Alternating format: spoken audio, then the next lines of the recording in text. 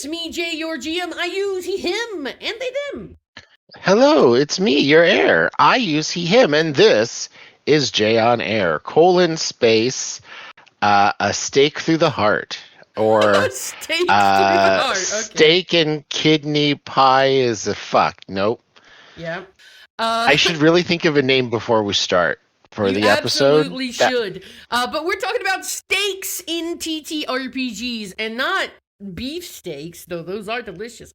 We're talking about the kind of steaks that are like narrative steaks, dramatic steaks. And the reason we actually got on this conversation is related to a video we did a while back about the difference in various systems. We were trying to find the difference between storyteller games and, TTRPGs like DND and things like that, right? Tactical games. It's funny, we did a video where we like set up terms for these two things, and I still don't use those terms, so... really, we still just use narrative and tactical. Yeah, what is the good what is the good of our content, honestly? It got me thinking. Never said it was good. We barely said it was content. But I'm content with that.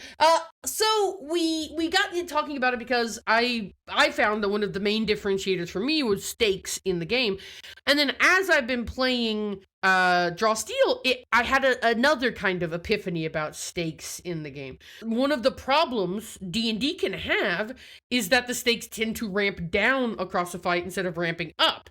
And so there's a point in the beginning where stakes are going up, up, up, up. Oh, we're taking damage. Oh, we're getting hit really hard. Oh, there's a lot of enemies. We're outnumbered. We're outgunned. We're using up resources. And then you hit a cresting point. Oh, we took down the big guy. We took down a couple of the minions. And then suddenly you've peaked, but there's still like 2 rounds of combat left where you're now just like mopping up mooks, and that can be a real downer ending to a fight. And this is why you see so many TTRPG advice videos that are just like, have enemies retreat, do morale checks, blah, blah, blah, blah, blah. These are ways to blah, blah, blah, blah. 6 ways to make better combats. And it's all ultimately just trying to figure out how to keep the stakes for as long as possible. And then once the stakes are gone, to cut your losses in the combat as quickly as possible. Some other games have designed their systems to counteract this problem. Draw Steel is a great example. Draw Steel has Malice, which increases every round. And so even as your number of enemies is going down, each of those enemies can now use bigger Malice abilities.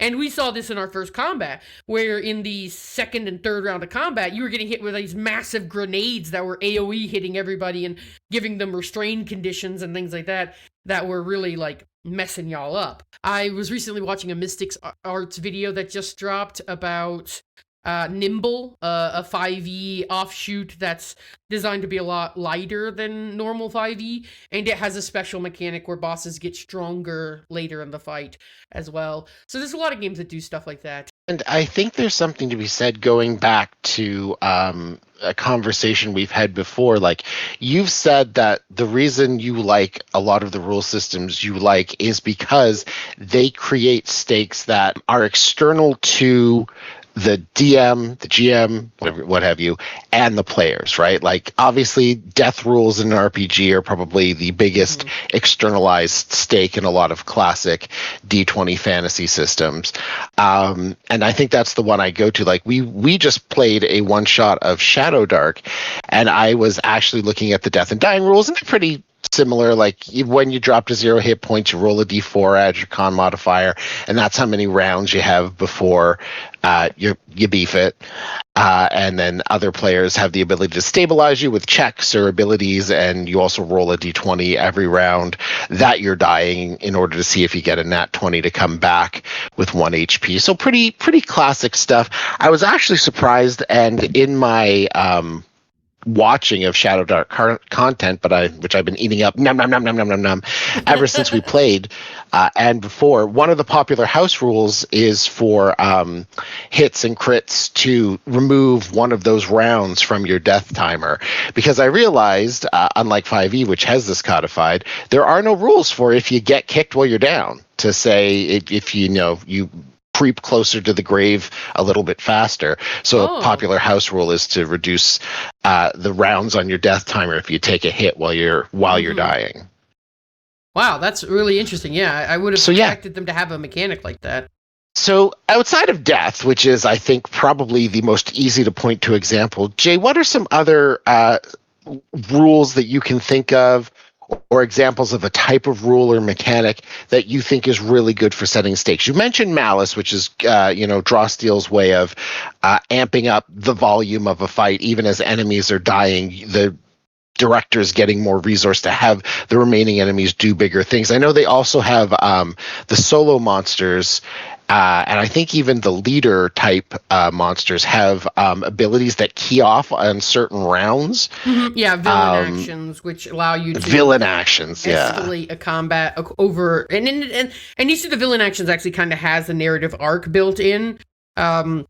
So yeah, but another one I was honestly really surprised about was the tiers of success in the dice rolls. This is a powered by Apocalypse rule, but it's also in Draw Steel, where every roll has a tier 1, tier 2, or tier 3 result.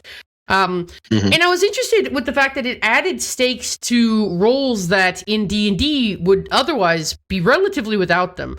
So, for example, one that really caught me off guard was in the library, where a player was looking for information. I kind of struggled to adjudicate this roll because in D&D, this is a very classic pass-fail kind of roll. Either you roll well and you get information, or you roll poorly and you don't get information.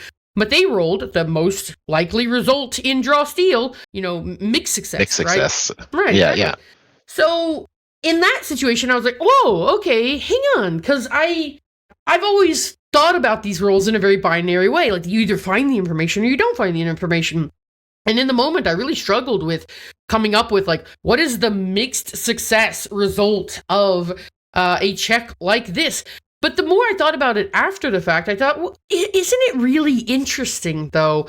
Because if you have a roll where the stakes are either you progress the narrative or you don't progress the narrative, then there aren't really stakes at all, are there?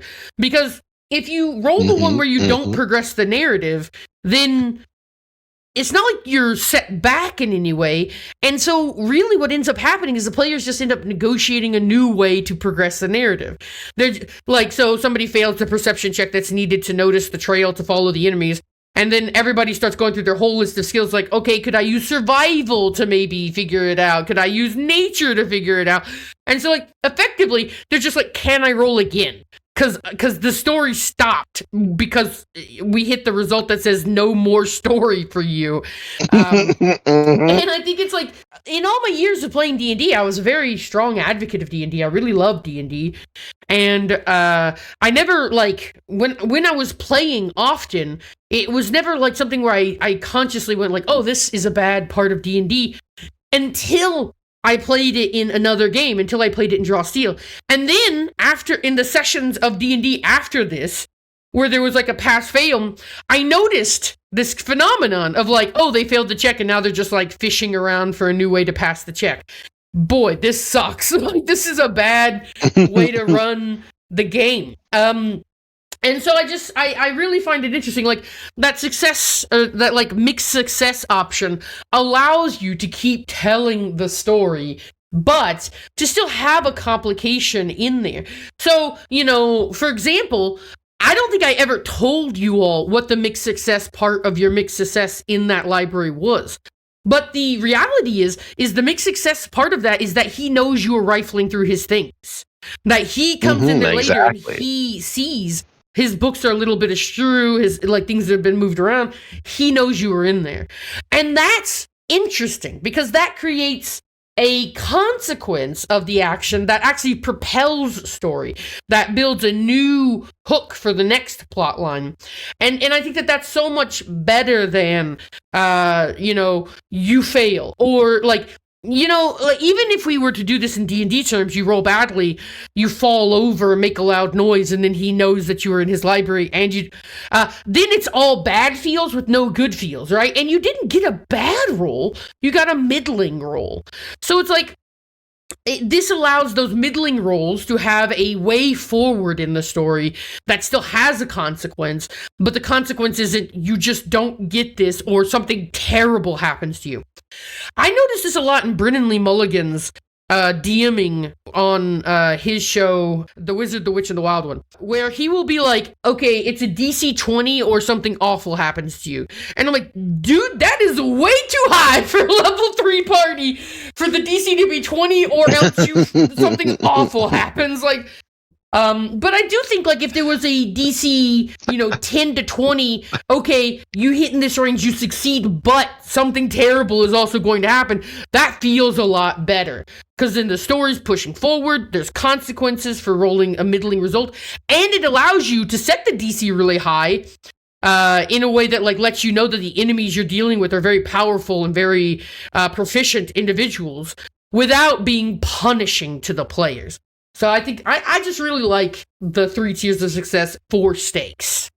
I got to tell you, when you said that, you mentioned that in the chat for our Draw Steel campaign, I think I immediately said, welcome to running PBTA as a style, because that is something I think every single game master runs into when they've come from the classic D20 binary system, because again, the assumption is, well, can you find this book in the library? Can you find this thing in the world? Well, sure, there's a chance, because you're thinking about it from that kind of simulationist-y perspective, right? Well, yeah, there's a chance you find it in the library. I was actually listening to Colville's video recently on when to roll, and he said that a lot of DMs, because of the binary state of the D20 and that kind of mental framework, they get hung up on the notion of always rolling if there's a chance for failure. But what is the better practice, and I think what you're finding is, only roll when there's a chance for something dramatic to happen. And that's what gets my juices flowing when I'm running in these systems, because I'm like, now I have to think about what it is, what can a reasonable consequence be. You're kind of working without a net. You don't have prepped to know, if they miss the DC, like a trap goes off or something. You have to think on the fly, and I think it really works those reflexes all the more as a game master when you have to run in the system. But so yeah, it's great to see you seeing, like, I think I mentioned, like, my number one piece of advice for that is do the ad hoc, like Wolf Among Us dispatch thing. X will remember that, right? Is always a good thing, where you can do like a brief, like, cutscene almost of, or even tell players, oh, he's going to notice that you've been rifling around. He's pretty fastidious with this library. He's going to notice something's afoot. Or you could even flash forward to say, like, there's a scene of him, rifling through and realizing the books are now out of his, particular way he organizes them or whatnot. Yeah, I have always appreciated the 3 tiers of success as a concept, but I've never really gelled much with any of the games that use it. There hasn't been a game that's really grabbed me yet. So this is the first time I'm really actually going whole hog into a game that has 3 tiers of success, and definitely a learning curve. I would say the number one takeaway I have about stakes from this is that some things I was approaching before without any sense of stakes can have stakes. That there are places where I had not been putting stakes in before that I could be.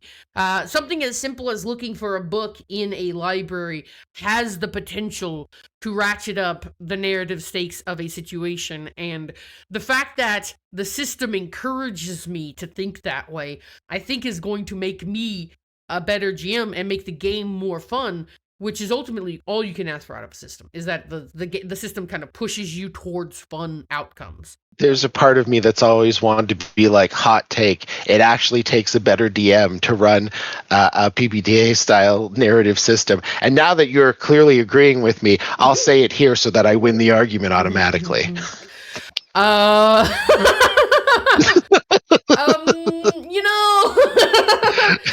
think I do agree that if you are giving more power to the players to change the fundamental nature of the story, and if the system requires you to make more up, like to improvise more often, then yeah, I think it is reasonable to assume that that is a higher skill level than a game like D&D, which is both good and bad.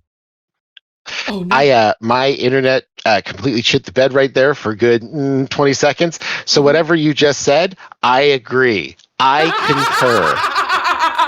All right. Well, that's really all I wanted to talk about. I wanted to talk about stakes. I wanted to talk about like what they are, and more importantly, I wanted to talk about the recent interactions I had with games where they had used mechanics to push stakes in ways that I appreciated, and which made me think even more about them. So yeah, I hope that you learn something from this. More importantly, I hope that it makes you think about stakes in your own game.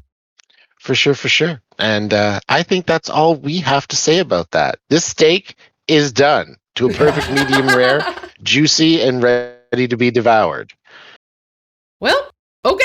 Goodbye. Goodbye. Perfect dismount as usual.